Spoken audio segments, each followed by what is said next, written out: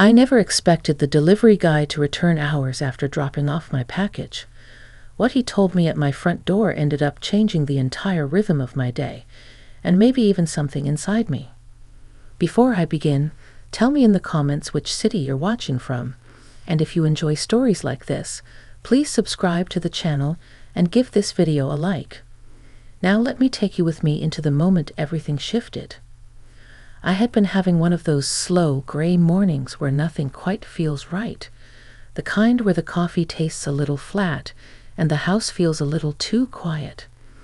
At my age and living alone, I've grown used to these gentle silences, but sometimes they settle over me heavier than I expect.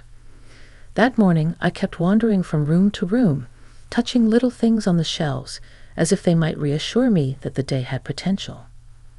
Around 10, the doorbell rang. I wasn't expecting anything, so the sound jolted through the house. When I opened the door, a delivery guy stood there with a box in his arms. He was maybe in his late 30s or early 40s, wearing the usual uniform but with a warmth in his expression that felt unusual for someone rushing through a morning route. His eyes had that honest look, the kind you don't see much in rushed exchanges. He confirmed my name, handed me the box, and smiled in a way that felt like it landed somewhere deeper than just polite customer service. I remember thinking he must be new to the job, because people don't usually take the time to look at you like that anymore. I thanked him, and he replied in a tone that felt almost familiar, as if we had met before. Then he headed down my walkway, disappearing behind the hedges, and I'd assumed that would be the last I saw of him. I opened the box at my kitchen counter, finding the replacement garden shears I'd ordered last month. Nothing special. Nothing that should have mattered. Yet somehow his brief smile lingered in my mind longer than anything else happening that morning. I'd even laughed at myself for noticing the way he carried himself, as if I were a teenager experiencing the smallest spark of human connection for the first time. But life gets quieter as the years go on, and sometimes even a gentle spark feels like a welcome visitor. By mid-afternoon, the sky had brightened, and I was trimming the plants out back. My thoughts drifted between memories, small hopes, and the usual tasks of the day. So when the doorbell rang again, I nearly startled myself with how quickly I moved to answer it. For a moment I wondered if I had forgotten to sign something earlier, or maybe another package had arrived. But when I opened the door, there he was again. The same delivery guy, standing a little out of breath, holding nothing this time. Just himself. And that same worn expression, though now it carried something else, something thoughtful, almost hesitant. He spoke my name again, gently, as if making sure he hadn't made a mistake coming back. I nodded, trying to hide the sudden flutter of curiosity in my chest. He explained that he had been thinking about our brief exchange earlier and wanted to return to clarify something. He shifted his weight, looked down for a second as if gathering his thoughts, then met my eyes with a calm steadiness. What he said next shook loose the quiet stillness of my afternoon. He told me he had noticed something in my expression earlier, something he recognized because he said he had seen it in his own reflection on certain days. He told me I looked like someone carrying more than just a slow morning, and he hoped I knew that even in passing moments, people see each other more deeply than we realize. His words were simple, but they landed so unexpectedly that I felt a warmth rise in my throat. It wasn't romantic, it wasn't dramatic, and it wasn't anything inappropriate. It was simply human. A moment where someone took the time to look past the surface and acknowledge something tender inside me. I stood there, surprised at how much his honesty touched me. And before I could respond, he added that he didn't want to intrude, only to offer a bit of encouragement that had once helped him on a difficult day. He apologized if he had overstepped and said he would head back to his route. But I didn't want him to walk away just yet. Not because of anything dramatic, simply because moments of true kindness don't happen as often as they should, and I felt something in me shift the moment he spoke. And that was how the door opened not just to my house, but to something I didn't know I needed that day.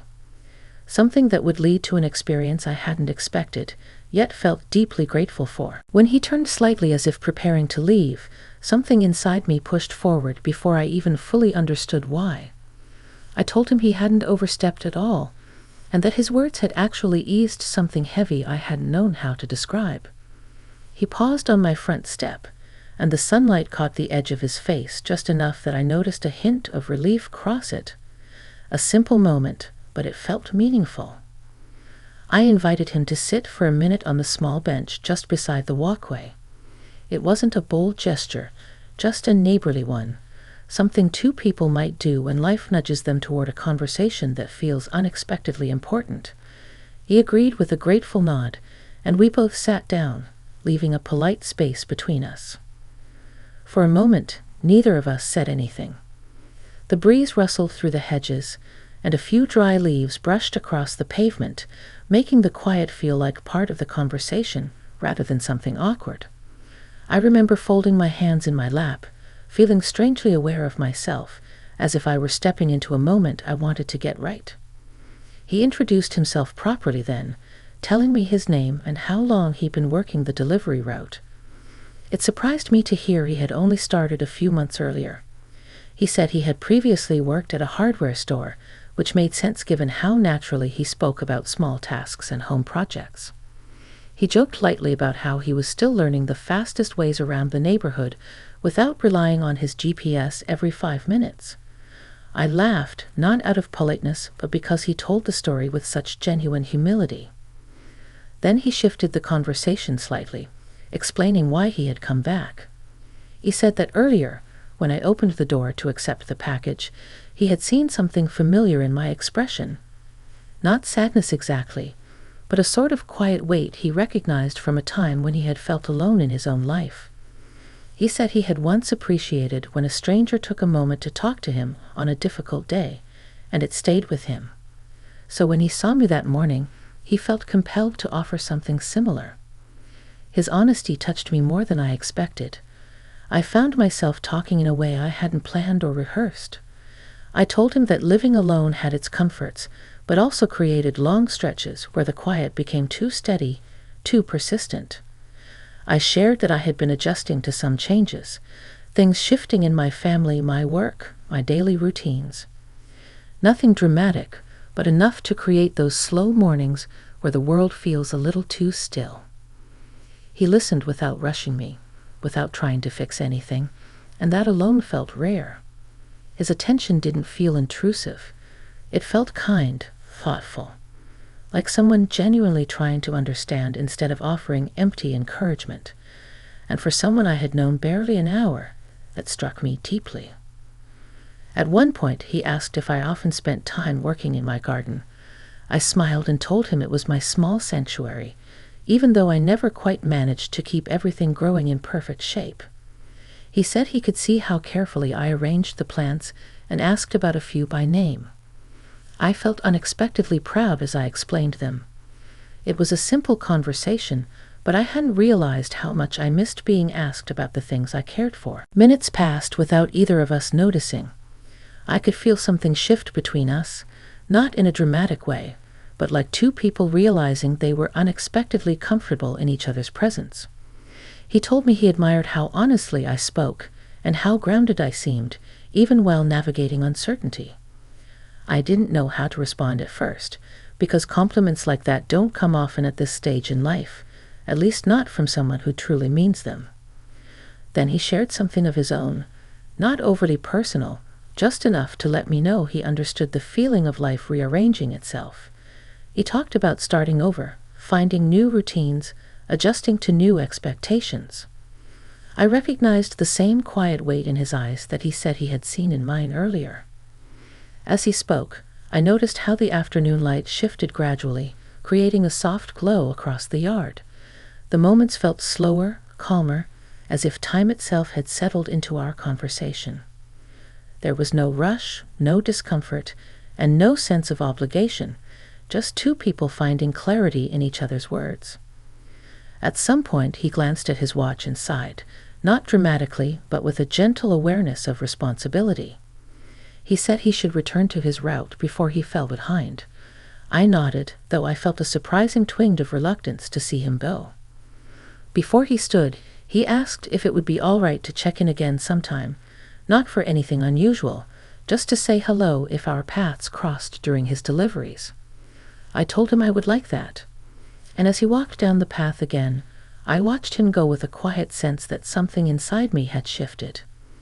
Not a whirlwind, not a grand revelation, just a steady, meaningful change.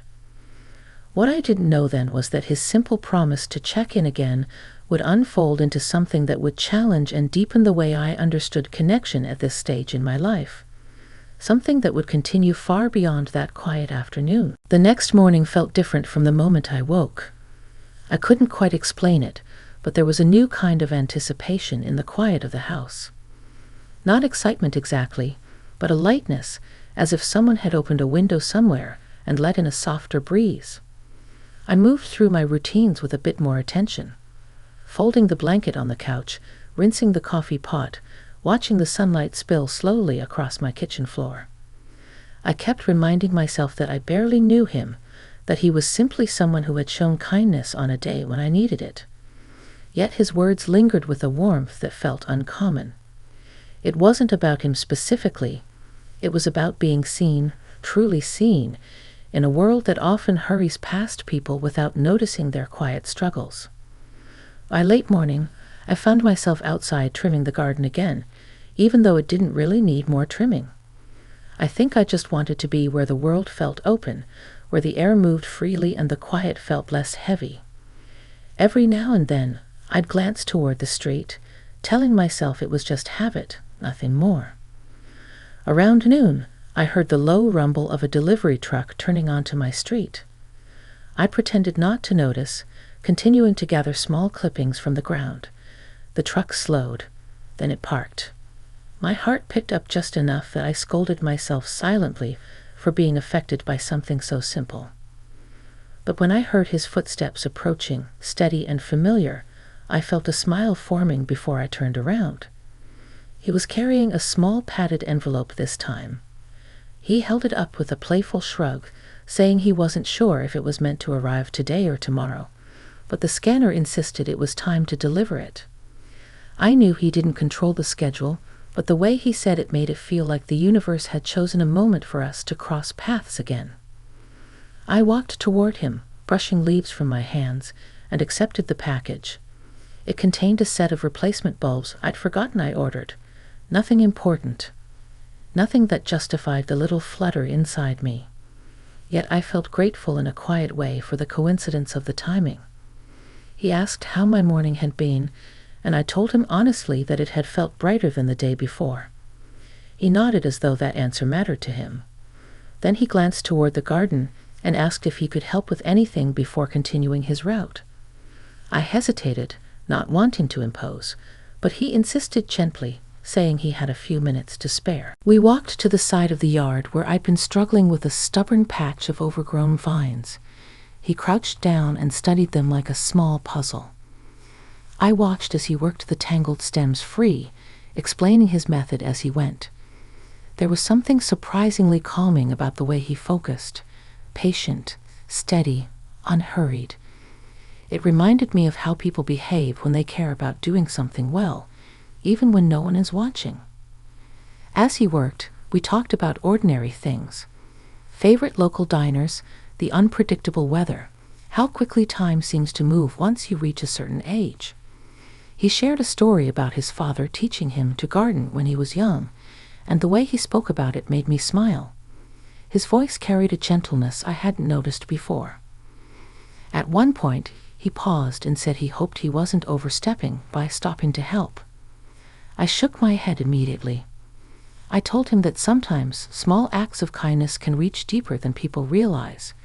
He looked up at me with an expression that held both appreciation and understanding. When he stood again, brushing the dirt from his hands, I realized how natural the moment felt. No rush, no awkwardness, just a simple connection unfolding at its own pace. He stepped back and studied the cleared patch of vines with quiet satisfaction. I thanked him, and he said he was glad to help. But then he hesitated, shifting the weight of his scanner from one hand to the other.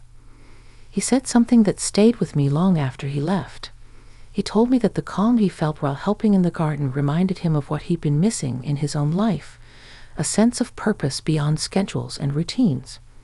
He said talking with me made him feel grounded again, in a way he hadn't expected. Hearing that awakened something inside me. Not a spark of romance, not anything bold or dramatic, but a deep sense of companionship, like two people recognizing a familiar truth in each other. Before he left, he asked if I'd be in the garden again later in the week. I nodded, feeling the corners of my mouth lift before I could stop them. He said he'd keep an eye out as he made his rounds, in case our paths aligned once more. As he walked back toward the truck, the air felt different, as if the day itself had stretched open. I watched him drive away, feeling something warm settle inside me, something steady, something hopeful. It wasn't the kind of feeling that sweeps you away. It was the kind that gently rebuilds something you didn't realize had worn thin, and I had no idea how much deeper that feeling would grow in the days ahead. Over the next 2 days, I found myself noticing things I had overlooked before: the soft hum of the neighborhood in the afternoon, the easy rhythm of my footsteps on the porch, the way sunlight painted slow-moving patterns across the living room floor. Life didn't feel as heavy as it had the week before. There was a new steadiness in me, as if some part of my spirit had been quietly encouraged back to life. I told myself not to expect anything, not to wait by the window or glance toward the street every time I heard a truck in the distance. Still, I couldn't deny the sense of anticipation that settled into my days, gentle but unmistakable. Not anticipation of him specifically, but of the conversations, the connection, the clarity he had brought into my life without even trying. On the third afternoon, as I carried a small bag of soil toward the backyard, I heard the familiar sound of a delivery truck stopping near my house. My heart reacted before my thoughts caught up. I forced myself to continue what I was doing, reminding myself that deliveries came often, and there was nothing unusual about hearing that sound. But then I heard footsteps approaching, unhurried, familiar, steady. I turned, and there he was, walking up the path without a package in hand. Instead, he carried a small potted plant, something bright and cheerful with soft orange blooms that looked almost like little lanterns. He held it out with a sheepish smile, saying he had picked it up on his lunch break because it reminded him of the colors in my garden. He said it wasn't anything fancy, just a small gesture to thank me for the open conversations and the calm moments we had shared. I felt a warmth rise through me, gentle and grounding. Not the kind that sweeps you off your feet, but the kind that makes your chest feel full in the best way. I accepted the plant carefully, touched by the thoughtfulness behind it. I hadn't expected a gift, not even something this simple, and the sincerity behind it felt deeper than the gesture itself. We sat again on the bench near the walkway, just as we had the first day he returned. The afternoon air was mild, and the trees cast shifting shadows across the ground. He talked about how his week had gone, how he'd been feeling more settled, more centered. I listened, appreciating the way he shared without pretense, without trying to impress or embellish. Then he grew quiet for a moment, turning the conversation in a direction I didn't see coming. He said he had been thinking a lot about the importance of connection. How rare it was to meet someone later in life who made you pause, reflect, and rediscover parts of yourself you thought had gone quiet. He said I had done that for him. My breath caught slightly, not because the words were overwhelming, but because they were deeply honest. I told him he had done the same for me. I explained how his unexpected visit had broken through a